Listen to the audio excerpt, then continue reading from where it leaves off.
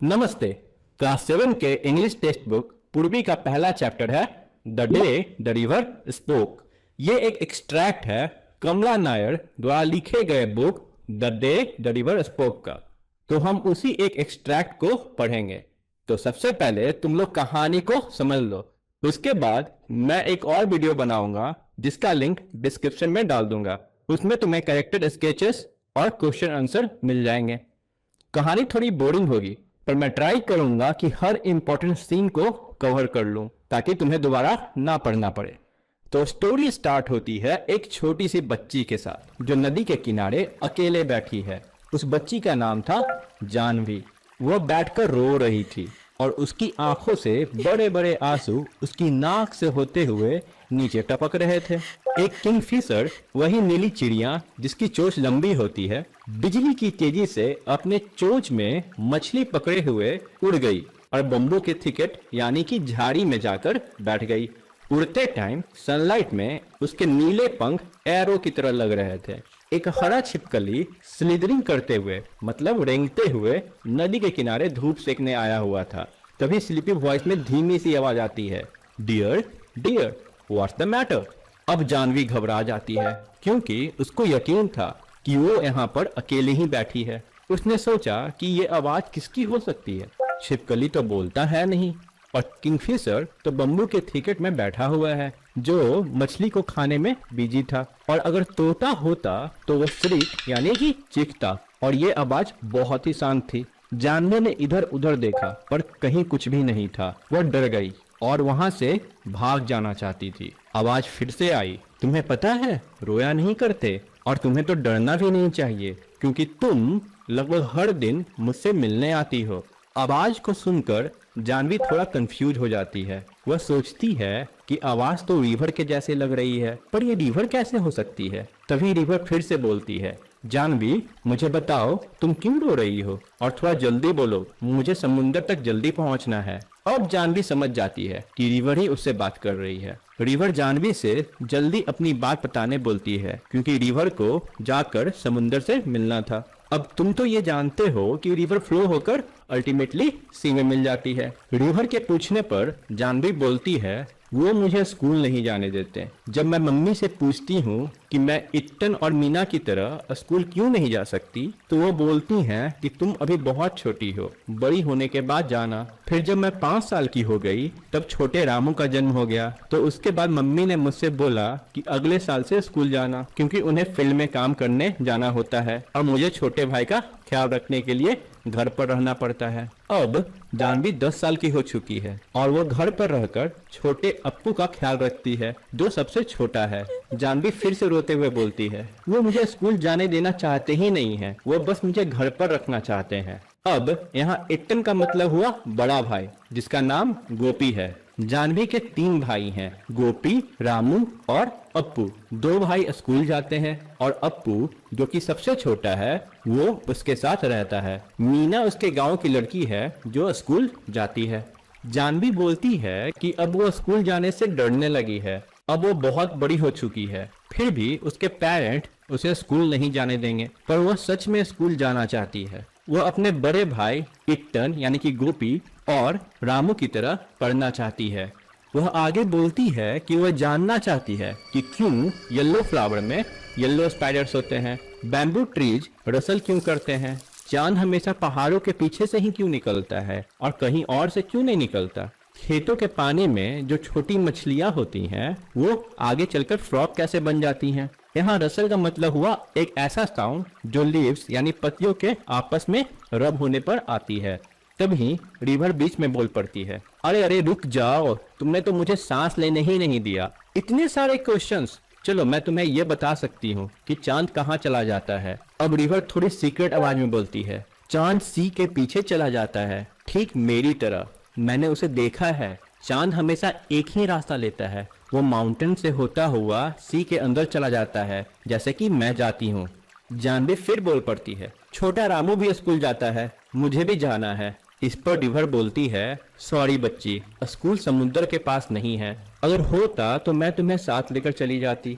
पर मुझे लगता है कि फिर भी मैं ऐसा नहीं कर सकती थी क्योंकि तुम्हारे पैर तो गीले हो जाते हैं और मैं ऐसा होने नहीं देती। पर तुम एक काम कर सकती हो। जानवी बीच में ही बोल पड़ती है। मैं क्या कर सकती हूँ? रिवर बोलती है, खैर ये तो तुम्हारे ऊपर निर्भर करता है। वैसे मुझे तो लगता है कि छोटी बच्चियां भी वो सब कर सकती हैं जो छोटे बच्चे कर सकते हैं। वो भी लड़कों की इतना तेज तैर सकती हैं। तो तुम बस एक सुबह उठो और चुपके से स्कूल जाकर पीछे बैठ जाओ और वहां जाकर सुनो कि क्या पढ़ाई हो रहा है। क्या पता शायद टीचर तुम्हें रुकने दे दें। जानवी घबरा कर बोलती है, मैं नहीं कर सकती, मैं नहीं करूंगी, मुझे उनसे डर लगता है, वो मुझे बाहर निकाल देंगे। इस पर रिवर उसको बोलती है, तुम और डरती हो? तुम तो कभी ग्रीन लेजर्ड से नहीं डरी और ना ही उस स्नेक से भी जो बम्बू क्लम्प में रहता है। यहाँ क्लम्प का मतलब हुआ ट्रेस के ग्रुप जो एक साथ उड़ जाते हैं। जानवी चौंक कर बोलती है, क्या स्नेक? जानवी को स्नेक के बारे में नहीं पता था जो बैम्बू क्लम्प में रह रहा था। नदी मुस्कुराते हुए आगे बोलती है, जानवी तुम तो बड़े ट्रेन से भी नहीं डरती जो पुल के पास से गुजर जाती है, तो फिर स्कूल जाने से कैसा डर? वैसे ट्रेन नॉइजी होती है, मैं सिप्स ज्यादा प्रेफर करता हूँ। सिप्स क्या होती है? जानवी पूछती है। रिवर जवाब देती है कि सिप्स बिग बोट्स होते हैं जिस पर हजारों लोग एक साथ सफर कर सकते हैं। ये समुंदर में रोशनी के साथ चलते हैं और जो रात भर साइन करते रहती हैं।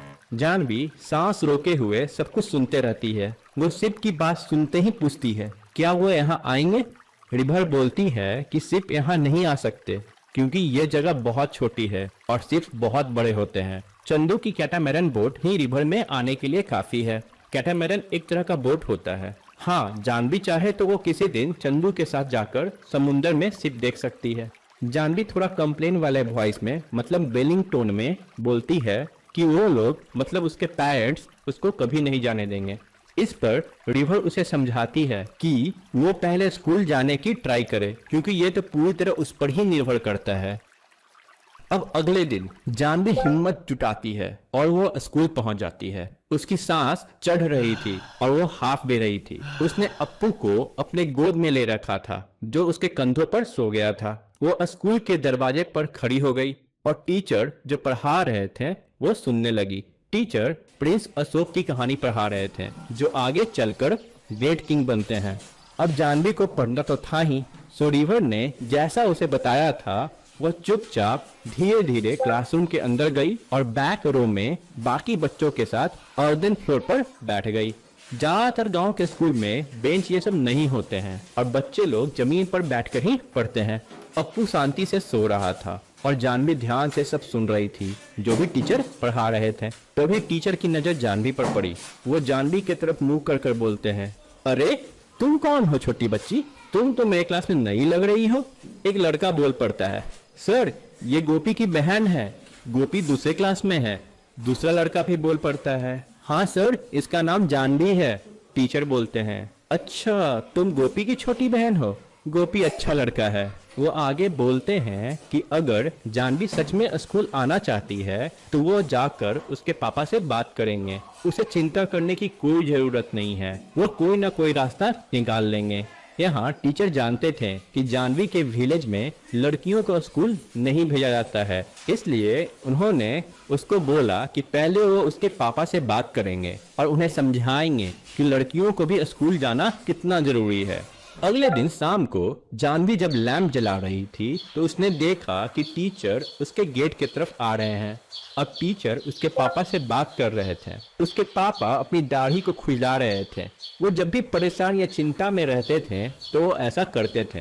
टीचर उन्हें कुछ समझा रहे थे जो जानवी सुन नहीं पा रही थी। तभी जानवी की मम्मी उसके पास आती है और उसको बोलती है कि जब जानवी स्कूल जाएगी तो वो उसे बहुत मिस करेंगी। इसका मतलब हुआ कि उसके पेरेंट्स उसको स्कूल भेजने को रेडी हो गए थे। आगे वो जानवी से बोलती हैं कि लड़कियों को भी जितना मर्जी हो सके उतना पढ़ना चाहिए। वो भी जब जानवी की एज की थी तो वो भी स्कूल जाना चाहती थी, पर उनकी ग्रैंड मदर ने उन्हें ऐसा करने से मना कर दिया था। अब वो बहुत खुश थी क्योंकि टीचर ने उसके पापा से बात करके उन्हें मना लिया था और जानवी स्कूल जा सकती थी। जानवी अपनी माँ को बोलती है कि वो बड़ी होकर टीचर बनेगी और उसके बाद वो गांव के हर घर में जाकर छोटी बच्चियों को अपने स्कूल में आने को कहेगी। वो उन्हें वो सब पढ़ाएगी जो वो अभी पढ़ने वाली है।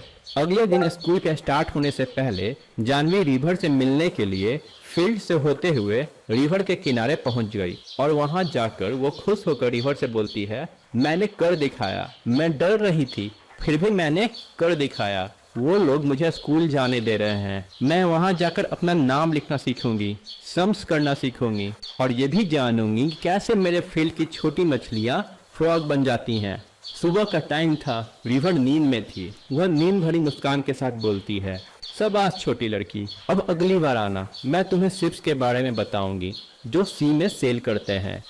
तो ये थी जानवी की कहानी, एक छोटी लड़की और एक बड़ी सोच। और एक बात जो हर बच्चों को समझनी चाहिए, सपने देखना जरूरी है लेकिन उन्हें पूरा करने के लिए हिम्मत जुटानी पड़ती है और साथ ही साथ पढ़ाई भी करना पड़ता है। अब तुम सोच रहे होगे कि बार बार जानवी मछली को फ्रॉग कैसे बना दे रही थी। तो बात ऐसा है कि फ्रॉग जब छोटे होते हैं यानी टैडपोल के फॉर्म में होते हैं तो वो मछली जैसे दिखते हैं जो बाद में फ्रॉग बन जाते हैं। इसलिए बायोलॉजी को सही से पढ़ना। अगर तुम्हें कोई डाउट हो तो तुम कमेंट में पूछ सकते हो, मैं उसका जवाब देने की पूरी कोशिश करूंगा। तब तक के लिए बाय और इस चैनल को सब्सक्राइब कर लो ताकि आगे वीडियो को तुम मिस ना करो।